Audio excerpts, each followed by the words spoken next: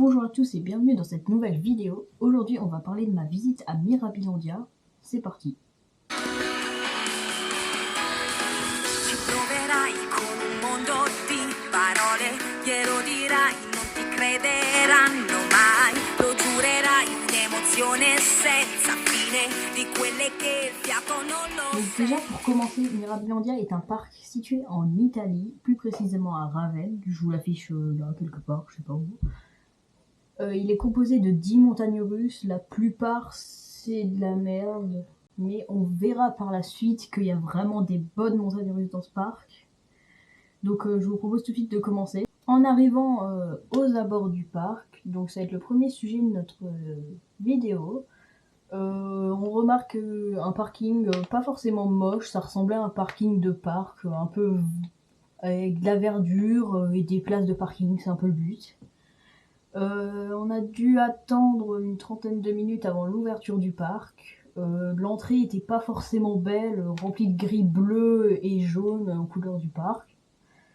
Donc une fois qu'on est rentré dans le parc, on remarque une plutôt belle allée d'entrée, thématisée sur un peu les pirates, etc. C'est une des plus belles zones du parc.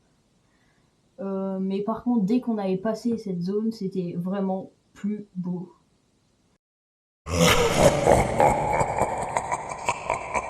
Et justement, on va commencer à parler d'un des coasters thématisés par un thème très bizarre qui se trouvait dans cette zone. En premier lieu, on va parler d'une montagne russe nommée les Proto Express. C'est une petite montagne russe, rien à signaler sur son parcours en tant que tel, mais c'est plus sa thématisation exotique, là où on aura des choses à dire. Il y a des carottes géantes, des fraises, c'est thématisé sur les fruits et légumes. Il y a un peu de tout. Je sais pas si c'est un coaster ou un stand de légumes dans le marché du village. En tout cas, voilà. Bon, c'est pas un coaster fou non plus, c'est du constructeur LT System, je connaissais pas. C'est une copie d'un modèle de coaster départ. Voilà. C'est tout ce que j'ai à dire, on peut passer à la suite. Du coup, en deuxième, on va parler de Master Tai. Master Tai, c'est une montagne russe un petit peu spéciale sur le principe des anneaux de Modus. C'est-à-dire qu'il y a deux gares côte à côte. Imaginons, on va prendre le train de gauche, il fait tout le parcours à gauche, et il revient à la station de droite, refait tout le parcours de droite, et réarrive à gauche. Donc, c'est des explications trop longues juste pour la merde que ce coaster est. Je vais expliquer pourquoi. Déjà, niveau thématisation, encore ça va. Il y a un ninja posé là, une ou deux statues de ninja. Voilà. Mais alors après, on arrive sur le parcours jusqu'à là, une petite bosse fluide, tranquille. Et après, il y a une descente et un virage. Ce virage, c'est horrible. C'est à se demander si le ninja il l'a pas coupé avec son sabre là. Je comprends pas comment c'est possible. Après le reste, c'est des petits virages, des petits virages.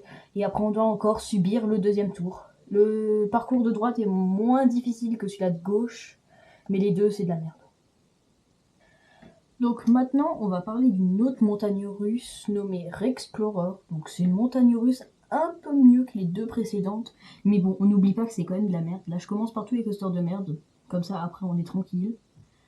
Donc sa théma ne ressemble pas à des ninjas ou pas au marché du village. Mais cette fois, ils sont allés chercher des gros cailloux chez Jardiland et ils les ont posés là. Voilà. Sinon, à part ça, c'est un Powerade Coaster de chez MacRide. Rien de spécial à redire, à part sa gare penchée, comme ça. C'est pas ouf. Sinon, le layout est pas forcément à plaindre, il est pas mal, ça accélère bien. À part au début du deuxième tour, là on ralentit déjà. Donc surtout qu'il n'y a aucune inclinaison, quoi. Ça reste penché comme ça tout le temps. Ça tourne et après ça repenche et ça. Donc quand on ralentit déjà au début du deuxième tour et qu'on arrive à 5 km/h dans la gare à la fin, et qu'on est comme ça pendant 10 minutes dans le train, avec une coque rigide, bah c'est pas cool. C'est vraiment de la merde. Donc on va tout de suite passer au prochain coaster de merde. Alors, juste là, on va parler d'un nouveau coaster. Mais juste ici, j'ai réussi à rester calme. Je me suis dit, bon, voilà, c'est des coasters de merde, sans plus. Là, on va parler d'un coaster. Là, ce n'est plus possible de rester calme. On va parler de Gold Digger. Gold Digger, c'est une Wild Mouse de chez Zamperla. C'est de la merde. On embarque dans des petits wagons de 4. Jusqu'à là, rien de spécial, quoi, comme tous les autres Wild Mouse. On monte le lift. Mais là, on arrive sur des virages. C'est comme ça. Ça, c'est un virage. On se prend des taquets dans la coque du coaster au point que mon téléphone est sorti et a failli tomber par terre en bas. Là, du coaster. Tellement les virages étaient forts. Jusqu'à là, encore, ça va. On fait juste des virages serrés. Mais là, on arrive sur une descente. On remonte et on se prend à pleine balle le virage dans la gueule. Ça m'a tué. J'en ai encore mal en parlant. Après une suite de descentes, de virages, ça reste autant de la merde. Et après, on arrive sur le summum de la merde. Les putains de freins, ils ont dû mettre un panneau tellement ça freine fort. Ils ont mis un panneau, tenez-vous bien, ça freine fort. Je mettrai peut-être une vidéo là si je trouve d'une on-ride, quelque chose comme ça. C'est horrible, c'est pas possible. C'est de la merde. C'est de la merde. La théma est mieux que le coaster. Hein.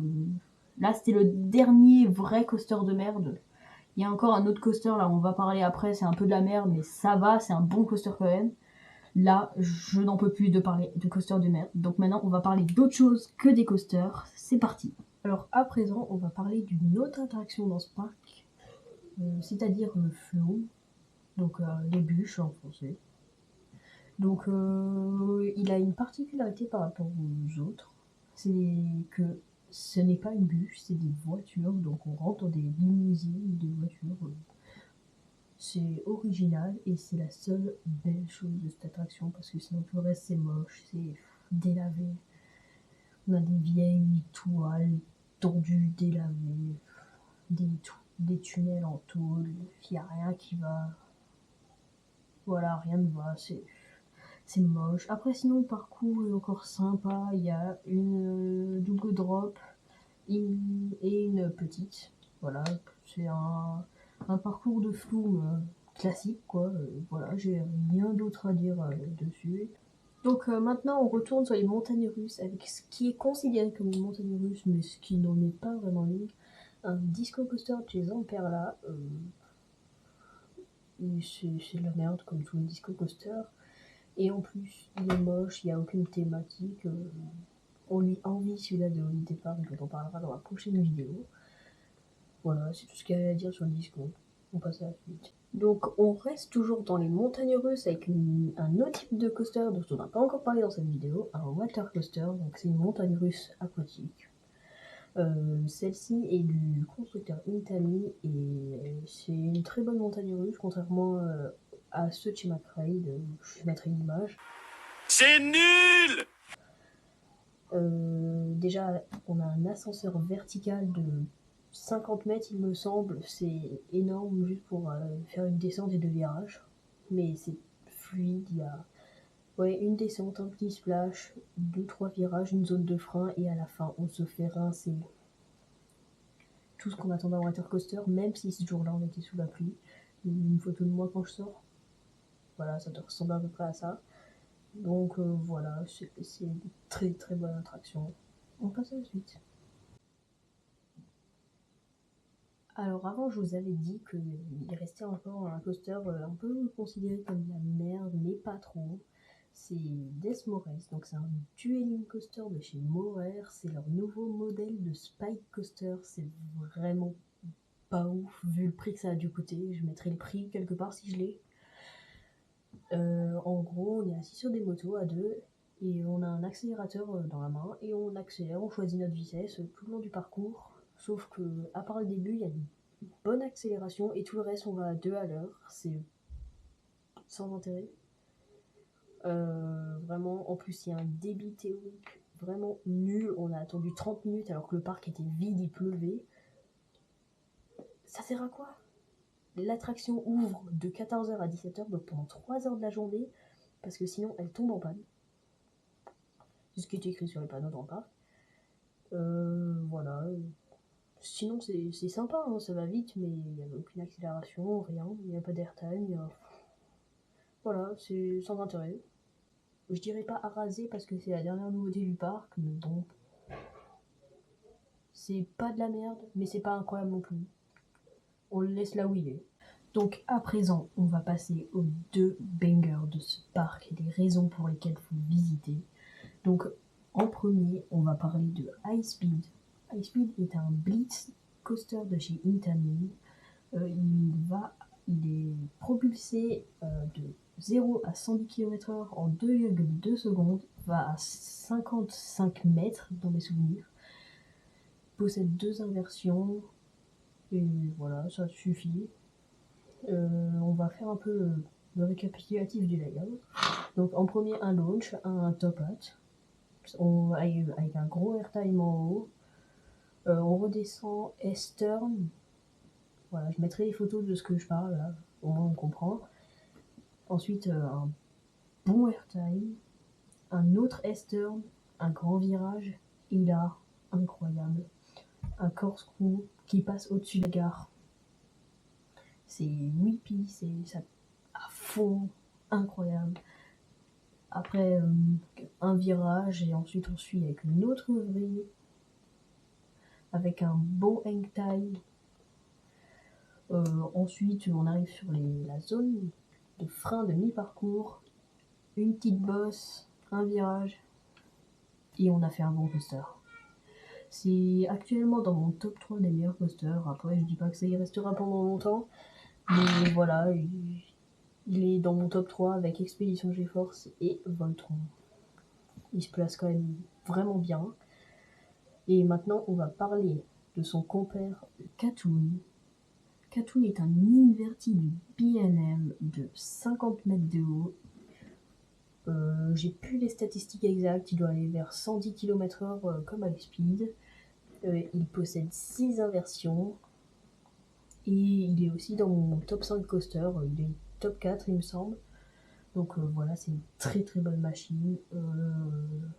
D'abord on sort de la gare, petit virage, une montée, un lift normal, ensuite une drop mais interminable. Elle est hyper longue. Quand on est dedans, elle paraît interminable. Ensuite on poursuit avec un looping, un 0-0 roll, bien fourni en G celui-là, rien à dire. Ensuite, virage Cobra Roll. Donc là, c'est encore plus incroyable que le reste. Bon, après, avec cette montagne russe, j'en ai plus le doute maintenant. Une hélix, zone de frein. Et là, on descend un corkscrew, un autre corkscrew et une hélix avec des G positifs. J'en ai jamais vu des comme ça. Je recommande cette attraction à faire obligatoirement si vous venez au parc. À signaler qu'il y a eu une petite panne au milieu, mais c'est rien. Ça a duré même pas 10 minutes, c'était... Voilà. C'est pour moi la deuxième meilleure attraction du parc. Je préfère High Speed, mais celle-là, j'ai eu beaucoup de mal à la départager avec High Speed. Les deux sont vraiment incroyables. Et c'est les deux raisons pour lesquelles il faut aller à Mirabilandia, avec tout le reste de ce que j'ai cité dans la vidéo, sauf Gold Digger Larrybox. On va maintenant faire le débrief de cette visite à Mirabilandia. Donc Mirabilandia, c'est un bon parc.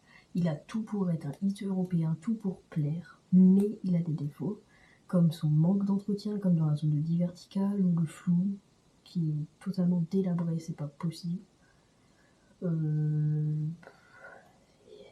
La rouille, tous les coasters sont rouillés. Il n'y a pas un coaster qui n'est pas rouillé avec au moins les repeints.